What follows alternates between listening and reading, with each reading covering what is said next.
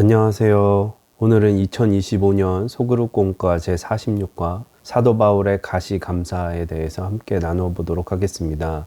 오늘 함께 나누실 하나님의 말씀은 고린도후서 12장 7절에서 10절까지 말씀입니다. 영상을 잠시 멈추시고 성경을 펴셔서 하나님 말씀을 천천히 읽어보시기 바랍니다.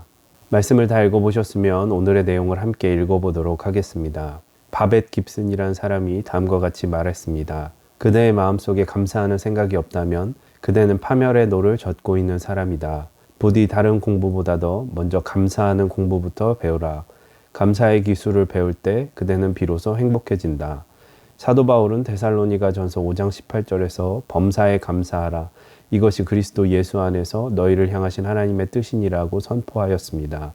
모든 일에 감사하는 것이 하나님의 뜻입니다. 인도의 시성 타고르는 감사의 분량이 곧 행복의 분량, 곧 가장 행복한 사람은 가장 많이 소유한 사람이 아니라 가장 많이 감사하는 사람이라고 하였습니다. 감사가 없는 마음은 지옥과 같고 감사가 없는 가정은 메마른 광야와 같습니다. 지식과 명예, 권세와 재물이 아무리 많다고 해도 감사가 없으면 진정 풍요로운 삶을 누릴 수가 없습니다. 하나님은 매일 우리에게 86,400초를 선물로 주시는데 그 가운데 1초의 시간을 사용하여 감사합니다라는 말을 사용하고 있습니까? 많은 사람들이 스스로 속고 있는 것 중 하나는 모든 것을 당연한 것으로 여기고 감사하지 않는 것입니다. 내가 사랑하는 사랑은 당연하고, 내가 받는 대우도 당연하고, 내가 하는 일도 당연하고, 내가 지금 건강한 것도 당연하다고 생각합니다. 그러나 우리 주변에 이 당연한 것을 누리지 못하는 사람들이 너무나도 많이 있습니다. 그래서 사도 바울의 가시감사를 함께 배우며 우리의 감사로 인생의 절망까지도 희망으로, 우리의 고통까지도 기쁨으로 바꾸기를 소망합니다. 고린도후서 11장 23절에서 28절에서 바울이 다음과 같이 고백하였습니다. 그들이 그리스도의 일꾼이냐 정신없는 말을 하거니와 나는 더욱 그러하도다.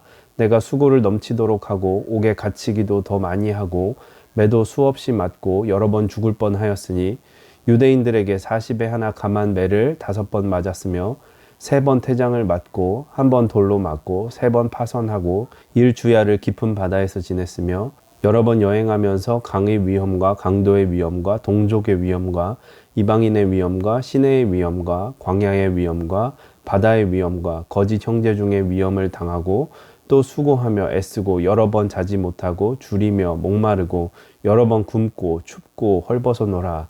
이 외의 일은 고사하고 아직도 날마다 내 속에 눌리는 일이 있으니 곧 모든 교회를 위하여 염려하는 것이라. 이와 같이 사도 바울은 복음을 전하는 과정에서 수많은 고초를 겪었습니다. 이토록 극한 고통을 겪으면서도 바울은 자신의 신세를 한탄하거나 불평하지 않았습니다. 그럼에도 불구하고 늘 그의 결론은 감사였습니다.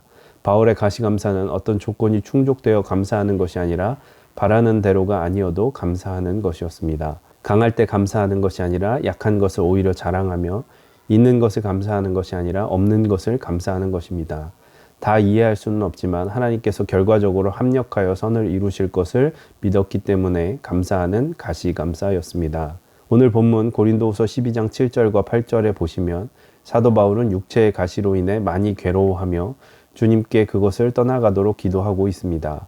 바울의 육체의 가시가 무엇인지 알 수 없지만 3번씩 간구할 정도로 그 육체의 가시로 많은 고통을 당하였습니다. 이 육체의 가시로 인하여 복음을 전하는데도 많은 어려움을 겪게 되었습니다. 하나님께서 바울의 기도를 들어주실 만도 한데 하나님께서 바울에게 주시는 응답은 내 은혜가 내게 족하다 였습니다.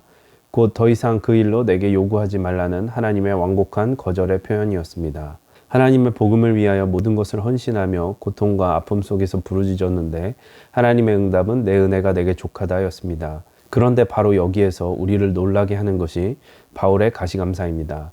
바울은 자신의 가시가 여전히 남아있음에도 불구하고 그 가시를 빼내어 달라고 하지 않고 내가 나의 약한 것을 자랑하노라고 고백하고 있습니다.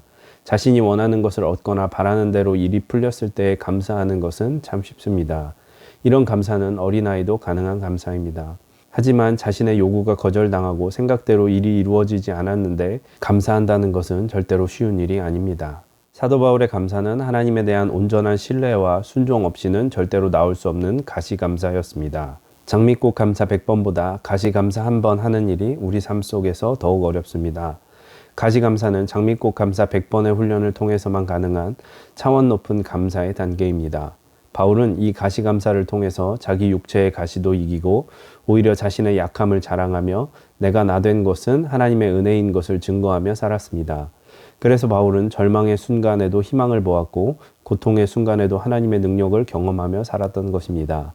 바울이 어떻게 자신의 육체의 가시를 하나님의 은혜라고 당당히 감사할 수 있었던 것입니까? 첫째, 육체의 가시가 자신을 겸손하게 만드는 것을 바울은 경험하였습니다. 바울은 당시 금수저였습니다. 명문가 출신이었고 유명한 율법학자 가말리엘의 문화생이었고 로마의 시민권도 가지고 있었습니다. 누구보다 자랑할 것이 많고 갖출 것 다 갖춘 남부럽지 않은 사람이었습니다. 그런데 이 육체의 가시가 늘 그의 약점이었고 옥의 티처럼 그를 괴롭혔습니다. 바울은 복음 사역을 하며 로마 시민권을 자랑하거나 뛰어난 학식을 자랑하려고 할 때마다 육체의 가시가 그를 아프게 찔렀습니다. 사도 바울은 이 육체의 가시가 그를 교만하지 못하도록 주님이 주신 선물임을 깨닫게 되었습니다. 그 가시가 없었다면 그는 주님이 맡기신 사명에 온전히 순종하지 못했을 것을 알게 되었습니다. 그래서 바울은 그 가시 속에서도 그럼에도 불구인 가시 감사를 고백하며 마지막까지 변함없이 겸손히 하나님께 쓰임받았습니다. 바울은 육체의 가시를 통해 더욱 주님만을 의지하게 되었습니다. 바울은 육체의 가시 때문에 하나님 앞에 엎드려 기도할 수밖에 없었고 그 결과 주님의 뜻을 발견할 수 있었습니다. 고린도서 12장 10절에서 그러므로 내가 그리스도를 위하여 약한 것들과 능욕과 궁핍과 박해와 곤고를 기뻐하노니 이는 내가 약한 그때의 강함이라고 바울이 고백합니다. 바울은 자신이 약한 그 지점에서 주님의 능력이 온전히 나타난 것을 깨닫게 되었습니다. 절망과 좌절 속에 소망이 있고 환난 속에 지혜가 있으며 고난이 주님께로 가는 생명의 길이라는 것을 바울은 깨닫게 되었습니다. 그래서 오히려 육체의 가시를 감사의 조건으로 여겼던 것입니다. 셋째, 바울의 가시는 세상 영광에 집착하지 않도록 만들어 주었습니다. 우리가 살면서 경계해야 할 것은 세상 쾌락과 부, 명예에 집착해 하나님을 잃어버리는 것입니다. 성경 말씀대로 우리는 두 주인을 섬길 수가 없습니다. 하나님과 맘몬을 함께 섬길 수 없습니다. 바울의 삶 속에 있었던 그 가시는 끊임없이 바울이 세상 영광에 집착하지 않고 겸손의 자리에 있게 하였습니다. 이 육체의 가시가 바울을 마지막까지 영광스럽게 사역하게 하였습니다. 오늘 우리에게 육체의 가시는 나를 찌르고 괴롭히는 모든 것일 수 있습니다. 그것은 사람일 수 있고 육체의 질병일 수도 있습니다. 하지만 그 가시로 인해 내가 낮아지고 오히려 무릎을 꿇고 감사할 수 있다면 약한 것들과 능욕과 궁핍과 박해와 곤고를 기뻐하는 역설의 은혜를 경험하게 하는 것입니다. 가시감사는 도저히 감사할 수 없는 상황에서 그럼에도 불구하고의 감사를 만들어내는 것입니다. 우리 역시도 바울과 같은 가시감사를 주님께 올려드림으로 놀라운 하나님의 능력과 기적을 우리 삶 속에서 끌어내시기를 소망합니다. 네, 이렇게 해서 2025년 소그룹공과 제46과를 함께 나누어 보았고요. 나눔과 적용을 천천히 읽어보시기를 바랍니다.